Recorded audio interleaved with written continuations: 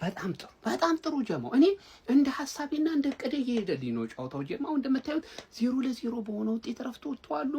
ገና ሰከንድ አፉም እንደዚህ 0-0 እንዲያርቅ ነው የምፈልገው። ከዛው 30 ደቂቃ እንዲጨምር ገብቷል አይደለ? ለምን ሲቲ ደከም ማለት አለበት። ከዛ በኋላ በፔናልቲ የበላ ይብላ አገባኝ እኔ ቸልሲን በለው ሲቲን በለው እኔ እንቅፋት አልሆንም። ማን የቻለ ቡድን ይብላው። ዋና ነገር ግን የምፈልገው ምን መሰላችሁ? በዚህ ጨዋታ ላይ ሲቲ ከአቅሙ በላይ እንዲጫወት ፈልጋለሁ። ጉልበቱን ጨርሶ ምናምን አይነት ነገር ገባችሁ? እዚህ ጋር ለምን ለቀጣይ ለቡርንማውዝ ጨዋታ በደንብ አፌክት ሊያደርገው ይገባል ይሄ ጨዋታ እና ምንም ኢኮኖሚካሊ መሆን የለበትም። ሲቲ 30 ደቂቃውን ላይ ተጨምሮ ነው መጫወት ያለበት ማን ስለሆነ እወጥራለሁ። መወጥረው ላቻ ነው። ከዚህ 30 ደቂቃ ተጨምሮ በኋላ እንደተጠራችሁ አገባኝ ግን ጨዋታው እየሄደበት ያለው መንገድ ተመችቶኛል። ሳንቼዝ ግን ነቃ ደንገጥ በል አንተ ብዙ ኳስ እየሳትክ ነው ማለት ምንድነው ችግር እንዴ? ነቃ በል እንጂ። አይ ቼልሲ ቀድመን ነበር እኮ የተናገርነው እኮ እንደምናሸንፋችሁ እንዴ። ይሄን ያለው ግን ፔናልቲ አንተ ለፔናልቲ ነው የገባችሁት። ቆይ ነው ይሄዳል ፔድሮ እንደዚህ ይላል እንደዚህ እንዳለ ጨረሰ እኮ ጨዋታው እንደማታሸንፍ። አሁን ይመጡን የቼልሲ ደጋፊዎች ሁለና አንድ ያቺ ቻምፒየንስ ሊግ ያነሳ በደለ ብላል እንዴ ልታረጋግጡ አይደለም? የቼ ፈረደበት የቻምፒየንስ ሊግ ሁለና አንድ አለች አይደል? ይመጣና እሱን ይለጥፈላል ብላው እሱን ስንት ይለጥፉ። ከዛ በኋላ መቼም ይሄ ነው ሲቲዝን ሴ ነው አንተ ለብላችሁ ያላችሁ ሰዎች በጣም ነው የምንችለው ስለሚቻል እኔ እኮ ማን ሲቲ ዶሜስቲክ ደብል መብላቱ እኮ አይደለም ገባ አይደለ? አሁን ለዶሜስቲክ ትሬብል ሊወጥርልን ነው ማለት ተረዳኝ። እኔ በማያገባኝ ለምንድን ነው በሰው ክለብ መቃጠለው? ኤቨርተን ብቻ ነው የሚያኮራኝ። ትክክለኛው ሰማያዊ ለባሽ ኤቨርተን ነው። ማን እነዚህ እኔ የኦጂን ምላስ ስላለው ብዬ ቋጥሬላችሁ እስቲል ይሰጣችኋል። ተጫዋቾቹ የኮሩ ነው የሚመስሉት። የኮሩ ማለት 1-0 ያበደ ውጤት እንደ ሌላ ጊዜ 3-0 አይደለም ብሎ ኮሩ ጉስቶ ማለት እኔ አልሰድብም። ሮባ የሰደበ ብቻ ይበቃል ነው ማለት ተረዳጋ አይደለ? ወይኔ ዚያቅ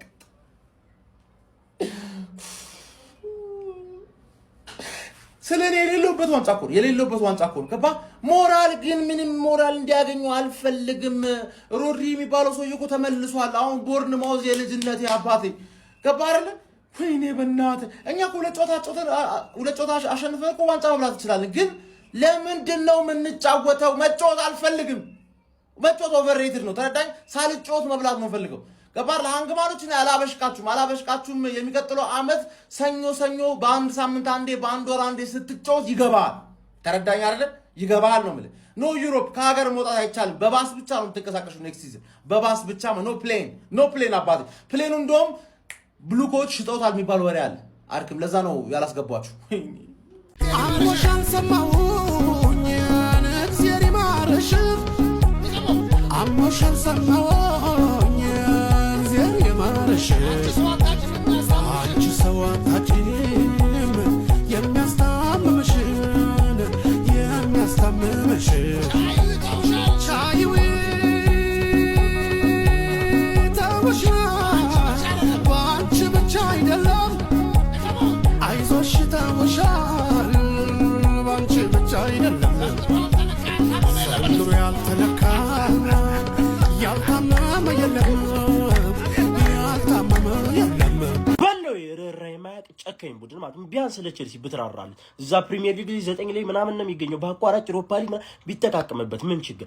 ምንም ማይራራ ቡድን አትልም። ይኸውልህ ማንቸስተር ሲቲ የሚባል ቡድን ማለት እረረኝ ጭራሽ ትሪብልን አንድ ትበላ። ዛሬ እኔ ለቼልሲ ነበርኩ እግዚአብሔርን ነው የምላል። ለቼልሲን ሳትጠብቁት የሆነ ቦታ ላይ ጥሩ ሳይሆን ሲዝኑ ምናምን ተግማምቶ ፋይናል ሲደርስ ትመለከቱታላችሁ ማለት ነው። እና የሆነ በቃ ፋይናል ላይ ሌላ ቡድን ሆኖ ምናምን ዋንጫ ሲያሳካ ታያለህ። ዓለማችን ላይ ምናምን ምርጡን ዋንጫ ወይ የሆነ ዋንጫ ምናምን ሲበላ ትመለከቷለች። እንደዛ ጠብቄ ነበር። ምክንያቱም ሲዝንን የምታድንበት ምናምን በለው ለቼልሲ እንደዛ ዋንጫ ሳክቶ ቢጨርስ ይሄን ሲዝን ኤፍኤ ካፕም ሆነ ካራቦ ለሱ ላይክ ሲዝኑን የሚያድንበት ነው ማለት ነው። ጥሩ ላይ አይደለም ቼልሲ አሰልጣኝ በሚቀያየርበት ወቅት ነውና እንደ ሲዝን መዳኛ ምናምን ነገር የሚቆጠር ዋንጫ ነበር ማለት ግን የማይራራ ፔፕ የሚባል ሰውዬ ቀማው ማለት ወሰደበት። በቃ አንጀቴን ነው የበለኝ ቼልሲ ዛሬ ቼልሲ እንዲበሉ ነበር የፈለኩ ማለት።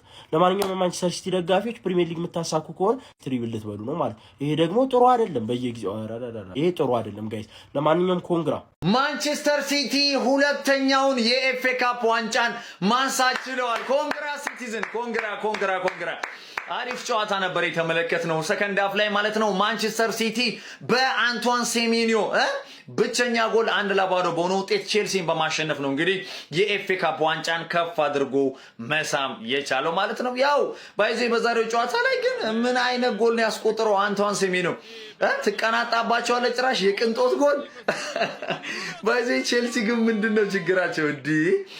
ዌምብሌ ላይ በቃ በየአመቱ ለፋይናል ይደርሳሉ እኛ ሲቲ አሳዘነኝ ከምር ነው የምላችሁ። በዛሬው ጨዋታ ላይ በእርግጥ ቼልሲ ያን ያህል መጥፎ አልነበረም፣ ግን በቃ ጎል ተቸግረው ነበር በእውነቱ ለመናገር። እንዲሁም ኦሬል የሚያገኛቸውን እድሎች በደንብ ቢጠቀሙ ኖሮ ጎሉ ከዚህ በላይ የሰፋ ሊሆንበት የሚችል ጨዋታ ነበር። ለማንኛውም አሪፍ ጨዋታ ነው የተመለከትነው። ይመቻችሁ ሲቲዝኖች። ኮንግራ። የማንቸስተር ሲቲ ደጋፊ መሆን ምንኛ መታደል ነው አንበሳዬ። ስማ አመቱ ሲጀምር አካባቢ ዘንድሮ ፔፕ ጋርዲዮላና ሰራዊቱ ወደ ታች እንጂ ወደ ላይ አያውቁም የብዙ ሰው ንግግር ነበር። አረ የሉም ፕሪሚየር ሊጉ ላይ ጨዋታው ፉክክሩ በአርሰናልና በሊቨርፑል እንጂ ሌላው ማን ያላሉ። ፔፕ ጋርዲዮላ ካለ ግን ይኸውልህ ዋንጫ ይከተሉታል እንጂ አይከተልም። ፔፕ ጋርዲዮላ እንደውም ያራዳ ልጅ ማለት ነው። ካለ ምን አለ ነው ምን አቡሻ በሚያስገርም ሁኔታ ባለፈው ካራቦ ካፕ፣ አሁን ደግሞ ኤፍ ኤ ካፕ ፕሪሚየር ሊጉም አላለቀም። ምን እንደሚያሳየን እግር ኳስ አናውቅም ያራዳ ልጅ ማለት ነው። ለማንኛውም ግን የማንቸስተር ሲቲ ደጋፊ መሆን ማለት ያራዳ ልጆች ምን ባለ ጊዜ ነው በቃ ሌላ የለውም። አንተ ጊዜ ፔፕ ጋርዲዮላ እስካለ ጊዜ አያልቅም ነው ማለት አቡሻ። በግራ በቀኝ ወደዚህ የለውም ነው ማለት ምንም ይምጣ ዋንጫውን አሰስገሰስ ነው ቀብረራ አድርገህ የሆነ ዋንጫ አለህ በየጊዜው ማለት ነው። ምንም የሚካድ ነገር የሌለው አረ ሞቷል የለም ምንም ውስጥ አይገባም ሲባል ለሶስት ዋንጫ እየተጮተ ነው። ሁለቱን ቀልጥሞ ቁጭ አድርጎላል። ፕሪሚየር ሊጉ ለጨዋታ ይቀርዋል። ምን ያሳየናል አናውቅም። ነገር ግን ማንቸስተር ሲቲን ደግሞ አለማድነቅ አይቻልም። ያራዳ ልጆች ሼር ኮፕሊንክ አይረሳ። ይመቻል። አይ እንደው ይሄ ሰይጣን በቃ ፍጻሜ ከሱ ጋር ከደረስ የህይወት ፍጻሜ እኮ ነው የሚያደርግ። በቃ ቼሎ ምንም ማድረግ አንችልም፣ ፈርዶብናል። ይሄ ጋርዲዮላ የሚባል ሰውዬ ከመጣ በኋላ አመቱ መጨረሻ ላይ የሰራው ይሄ ልክ አሁን የሰበሰብከውን ሰብል ሲቲ አንበጣ ማለት ነው። እንዲህ ሲበላው የለፋህበትን ብዙ ጮቶችን መተመተ መጨረሻ ላይ ለሲቲ የሰፈር ካቦ እኮ ነው በቃ ሲቲ ማለት ይቀበላል። ከየትም መንተፈ የሰራሃትን ብር ይኸው ሲቲ ይቀበላል። ነው ያምጭ ቦስ ነው ቶ እንደዚህ አይነት ብዙ እኛም በደል ይኸው ካራቦም እንዲለው እኛንም ያምታታልና ቶ ብራዘር የሆነች ነገር ማስበን እንደመስዋለን። እጅ ለእጅ እንተባበር እስቲ። ለነገሩ አራት እዛው ከታች ያላችሁ ተባበሩ እንጂ እኔ ወደ ሻምፒየንስ ሊግ እና ወደ ፕሪሚየር ሊግ እየሄድኩ ነው ብራዘር። ትልቆች የሚበሉትን ዋንጫ እኔ እየሄድኩ ነው። እናንተ ይብላይ ለና እንዴት አባቱ ነው ደስ የሚለው ሀቢቢ ሃንግማንን ወዘተ ከነማን ፈላው ልጥፍ። እሺ ዛሬስ አውቃችሁ ለቃችሁላችሁ ነው ጨፍሩ። ጎል ሲገባባችሁ አጨፍሩም። ዛሬስ ምድረ ውድዛ ጡርዝዛት ይሄ ነው በቃ ሌቭላችሁ ማለት ነው። ሲጀመር ኤፍኤ ካፕ ንጉሶቹ እኛ ነን። ማን ምንም እኮ የለንደን ኩራቶች ማለት ነው። እና በጣም ነው ደስ ያለኝ እኔ የምሬ ነው የምላችሁ። እንዲለጠፍ ፈልግ ነበር። በቃ ፔፕ ጋርዲዮላ 2 ዋንጫ በዚህ ሲዝን አሳክቷል። ያው ይበቃዋል በዚህ ሲዝን ማለት ነውና ኔክስትም ስለሚለቅ ማለት ነውና እንዴት አይነት ጎል ነው ያስቆጠረው ሴሜንዮ ሀቢቢ። ጭራሽ ይፈላሰፍባቸዋል። አሁን እኮ ሐሳባቸው ማለት ነው ይህ ለአርሰናል እንትን እያሉ ነው። አርሰናል ላይ ሲቲ እንዲደርስ አረ ካርማማን ባለፈው በጣም ነበር ሲያበሳጩኝ የነበረው። ስፔሻሊ ውጭ ላይ ያሉ የቼልሲ ደጋፊዎች ሲቲ ሲያገባ በጣም ደስ እያላቸው ነበር። እና ካርማ ሀቢቢ የዘራችሁትን ያጨዳችሁት። አረ የፋጡማ ይጣፍጣል እንደ ጮማ የፋጡማ አረ የዘምዘም አስር ዱላ ቁጦ ዝም የዘምዘም አረ ያኒቾ አንጨሱበት ቀበሪቾ ያኒቾ አረ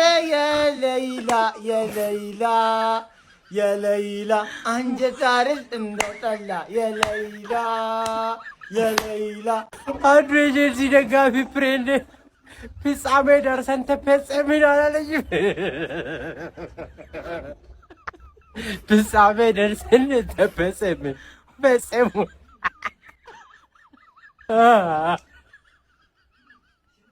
ሃፍ ታይም 1-0 ነን። በጣም ቀላል ነገር ነው። ባይዘ መቀየር አለበት ጋርዲዮላ። እኔ ጋርዲዮላን ቀድማችሁ ክሪቲሳይዝ አታርጉላለሁ፣ ግን ጌሙ ከታየ በኋላ መገገም የለበትም። በቃ በጣም ቀላል ባርሙሽን በቸርኪ አለቀ በቃ። ሌላ ከቻለ ደግሞ በርናንዶም በኮቫሲች እሱ መቼም ስለማያደርገው ነው። እና ጌሙ ፋይናል ዋይዝ ጥሩ መጫወት አይጠበቅብን፣ መብላት ብቻ ነው የሚጠበቅብን። ጌሙ አሪፍ ሆነ አልሆነ ምናምን አይደለም። አሁን ግዴታ እንደገባን ጎል ያስፈልገናል እና አክት ማድረግ አለበት ብዬ ነው የማስበው። እስቲ እናያለን። ኮንግራጁሌሽን ሲቲዝንስ፣ ሁለተኛ ዋንጫችሁን ኤፍ ኤ ካፕን አሸንፋችኋል። ዋው! አንድ ይቀራል። ገና ሙሉ አልሆነም። ለሶስት ዋንጫ ነው እየተጫወታችሁ ያላችሁ። አንድ ይቀራል። ይሄ አሪፍ ዋንጫ ነው። 8ኛ ዋንጫችሁ ነው። ባይ ዘ ዌይ ሲቲ ለአራተኛ ጊዜ በተከታታይ ነው ኤፍ ኤ ካፕን የተጫወተው። ያለፉትን 2 ተሸንፏል፣ ይሄንን ግን አሸንፏል። እና ሰው ይሄ አሪፍ መነሳሻችሁ ይሆናችኋል ለፕሪሚየር ሊግ። እንዳትለቅ 3ኛ ዋንጫችሁ መብላት አለባችሁ። በእናንተ እንጽናና እንጂ እኛ የለንበትም። ሰው በእናንተ እየተጽናናውን ያሉት። የሚገርም ጨዋታ ነበረ። የሚገርም ጎል ባይ ሴሜዶ። የሚገርም ሲዝን እያሳለፋችሁ ነው ያላችሁት። እንዳጀማመራችሁ አይደለም አጨራረሳችሁ። ፕሪሚየር ሊጉን ካሳካችሁ 3 ዋንጫ ዶሜስቲክ ትሬብል ነው የሚሉታል። ዶሜስቲክ ትሬብል ታሳካላችሁ ብዬ አስባለሁ። ይቀራል 1 ዋንጫ። ሌትስ ጎ። ተስፋ ያለ መቁረጥና የጽናት ምልክት ማለት አንቷን ሴሜንዮ ተመልከቱት ጋይስ። ባለፉት ዓመታት በዚህ ሁላ ህይወት ውስጥና በዚህ ሁላ ውጣ ውረድ አልፎ በ26ኛው ዓመቱ ለማንቸስተር ሲቲ ከፈረመ በ6 ወራቶች ውስጥ ብቻ 2 ዶሜስቲክ ደብሎችን ወይም 2 ዋንጫዎች አሸናፊ መሆን ችሏል። የመጀመሪያው ጋናዊ ተጫዋች በኤፍኤ ካፕ ፍጻሜ ጎል ማስቆጠር የቻለ ስሙንም በታሪክ አስፍሯል። አንቷን ሴሜንዮ ምን አይነት አስደናቂ ጎል ነው ያስመለከተን።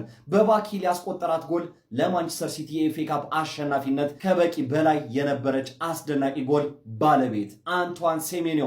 ማንቸስተር ሲቲ የ2025-26 የኤፍኤ ካፕ ፍጻሜ ጨዋታን ሰማያዊዎቹ ቼልሲዎችን 1-0 በመርታት የዋንጫው ባለቤት መሆናቸውን አረጋግጠዋል። ስለ አንቷን ሴሜንዮ አስደናቂ ማን ኦፍ ዘ ማች የሚያሰኝ ብቃትና አስደናቂ አጨራረስ እንደዚሁም ደግሞ ስለ ማንቸስተር ሲቲ የዋንጫ ባለቤት መሆን ምን ትላላችሁ? ሀሳብ አስተያየታችሁን ኮሜንት ሴክሽን ላይ አጋሩኝ። ሜዳ ስፖርትን ፎሎ ማድረግ እንዳትረሱ። ማንቸስተር ሲቲ የእንግሊዝ ኤፍኤ ካፕ ሻምፒዮን ሆኗል። ቼልሲን ከማንቸስተር ሲቲ ዌምብሌ ስታዲየም ላይ ያገናኘው የእንግሊዝ ኤፍኤ ካፕ የፍጻሜ ጨዋታ በማንቸስተር ሲቲ 1-0 አሸናፊነት ተጠናቆ ማንቸስተር ሲቲዎች ለ8ኛ ጊዜ እንግሊዝ ኤፍኤ ካፕ ሻምፒዮን መሆናቸውን ማረጋገጥ ችሏል። በውድድር ዓመቱም እንግዲህ 2ኛ ዶሜስቲክ ካፓቸውን ማሳካት ችሏል። ከዚህ ቀደም ከመድፈኞቹ አርሰናሎች ካራባኦ ካፕ ዋንጫን መንጠቃቸው የሚታወስ ሲሆን ዛሬ ደግሞ ከቼልሲ የእንግሊዝ ኤፍኤ ካፕን ነጥቀዋል ማለት ነው። በዚህ ጨዋታ ላይ ሴሜንዮ ምን አይነት ጎል ነበር ያስመለከተን ጋይስ? በካውንተር አታክ የተገኘችውን እድል እንግዲህ በኤርሊንግ ብሮት ሃላንድ አሲስት የመጣለትን ኳስ እንግዲህ ሴሜንዮ በጣም በግሩም ሆነ መልኩ በቅንጦት ነበር ማስቆጠር የቻለው። ታዲያ በዛች ብቸኛ ጎልም ነበር ማንቸስተር ሲቲ ጨዋታው ማሸነፍ የቻሉት። አጀማመራቸው በጣም ጥሩ ነበር። ዶሚኔት አድርገውት ነበር ለመጀመሪያዎቹ 30 ደቂቆች። ነገር ግን ከዛ በኋላ ቼልሲ ወደ ጨዋታው ለመመለስ በጣም ጥረት እያደረገ ነበር። ሰከንድ ሃፍም እንግዲህ የተሻለ ወደ ጨዋታው ለመመለስ ጥረት እያደረገ የነበረ ቡድን ነበረ፣ ብዙ ሙከራዎች ባይኖሩትም ማለት ነው። ነገር ግን ማንቸስተር ሲቲዎች 72ኛው ደቂቃ ላይ በሴሜንዮ አማካኝነት ጎል አስቆጥረው ውጤቱን አስጠብቀው በዛው ሻምፒዮን መሆናቸው ማረጋገጥ ችሏል። በጊዜ አሰልጣኛቸው ማክፈርሌን እየተመሩ የሚገኙት ቼልሲዎችም እንግዲህ በውድድር ዓመቱ የአውሮፓ ሊግ ተሳታፊ መሆን የሚችሉበትን የአቋራጭ መንገድ ሳይጠቀሙበት ቀርተዋል ማለት ነው። ስለዚህም በእንግሊዝ ፕሪሚየር ሊጉ የግድ ነጥቦቻቸውን በማስተካከል በሁለቱ ጨዋታዎች ላይ ከላያቸው የሚገኙ ቡድኖችን ውጤት በመጠበቅ ለአውሮፓ ሊግ ተሳትፎ መጋደል ይኖርባቸዋል ማለት ነው። አለዛ ግን ድላቸው በጣም ጠባብ እንደሆነ እየተመለከትን እንገኛለን። ኮንፈረንስ ሊግ ወይም ደግሞ ከምንም አይነት የአውሮፓ ውድድር ሊርቁ እንደሚችሉ ነው የታዘበን የምንገኘው። እናንተ ስለ ጨዋታ ምትላላችሁ? ሀሳባችሁን አጋር። የፕላስ ምልክቱ መጫ እንዳትረሱ። ከቼልሲ ጋር ላለብን ጨዋታ ምርጥ 11 እናወጣለን። ያው ምርጥ 11 ባይሆንም ቼልሲ ለመግረፍ በቂ ነው የኛ ስኳድ ማለት ነው። ግን ምርጥ 11 እናወጣለን ማለት ነው። ከበረኛ ነው የምንጀምረው። በረኛ ላይ ፔፕ እመነኝ ሊያደርገው እንደሚችል አውቃለሁ። ዝም ብለህ ትራፎርድን አስገባው። ትራፎርድ የሚገርም በረኛችን ነው። በእንደዚህ አይነት ሞመንቶች ካልተደሰተ ፕሪሚየር ሊግ ላይ እንደሆነ እድል እየሰጠ ነው አይደለም። በዶናሩማ ምክንያት ወደ ተከላካይ ስንገባ ጌሂና ኩሳኖቭ ምርጥ ዲፌንደሮቻችን ማለት ነው። ጌሂ ያችን ሰካክ ይቅር ብለናል፣ ችግር የለም። የዋልክድን ውለታ ብዙ ነው። ወደ ሌፍት ባክ ስመጣ ግቫርዲዮል የኦሽኮ ግቫርዲዮል ተመልሷል ማለት ነው። አሁንም አስገባው ግቫርዲዮልን። ያው እነ ኦራይሊ ምናምን በድሮ በለመዱት ቢሰለፉ ጥሩ ነው፣ ግን ችግር የለውም። ቼላው ነው ችግር የለውም። ስለዚህ ግቫርዲዮል እናደርጋለሁ ማለት ነው። ሌፍት ባክ ራይት ባክ ጋር ስንመጣ ኑኔዝ ነው፣ ጥያቄ የለውም ማለት ነው። ወደ ሲዲኤም ስንመጣ ሮድሪ ደህና ነው ብለህናል። ዩል ትራቭል ግን እስቲ ምን እንደሚሆን አናውቅም። ግን ቀጥታ ላታስገባው ትችላለህ። ካላስገባኸው በርናርዶ ሲልቫና ኮቫቺች ከቼልሲ ጋር ከፎርመር ክለቡ ጋር አጫውትልኝ ማለት ነው። ኮቫቺች እና በርናርዶ ሲልቫ ኮቫቺች የሚሰጣቸው ፓሶች ራሱ ጌሙን እንድታይ በቃ ይማርካል ነው የምልህ። ወደ አታኪንግ ሚድፊልደር ስመጣ ፎደን ባለፈው በፐርፎርማንሱ ያስባለን ማለት ነው። ፎደንን አሰልፍልኝ፣ እንደምታሰልፈው አልጠራጠርም። ወደ ራይት ዊንግ ስንመጣ ደግሞ ሳቪኒዮ ካልተጎዳ ሳቪኒዮ ባለፈው አወጣጡ በጣም ያስፈራል። ጎል አግብቷል። ወደ አቋሙ የተመለሰ ይመስላል። የሚገርም ፐርፎርማንስ አሳይቶናል። ሳቪኒዮን ታደርግልኛለህ ማለት ነው። ወደ ሌፍት ዊንግ ጋር ስንመጣ ጀርሚ ፋኪንግ ዶኩ ይላል። ጀርሚ ዶኩን አስገባልኝ፣ ጥያቄ የለውም። የሚገርም ኦንፎርም ዊንገራችን ነው። ወደ አጥቂ ስንመጣ ጥያቄ የለውም፣ እሱም አርሊንግ ብሮት ሃላንድ ነው። ከፈለክ ማርሙሽን አድርግ፣ ከፈለክ ሴሜኒዮን አድርግ። ቼላው ነው ቼላው ፋይናል ላይ ግን አደገኛ ነው።